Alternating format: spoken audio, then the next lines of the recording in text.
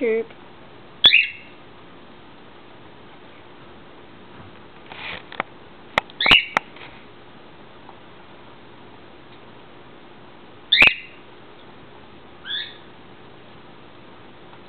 So usually sometimes I open the cage door up and like hope that they come out, but they usually don't. But this time I opened it and under 5 minutes they both came out.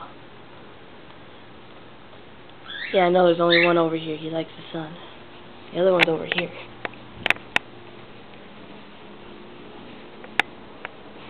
Yeah. Neither of them are tame, so it's gonna be fun getting back into the cage. I don't know.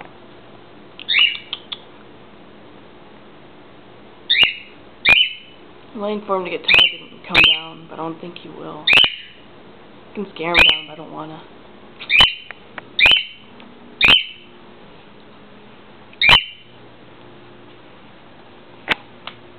Mochi. This one's kinda nice, actually.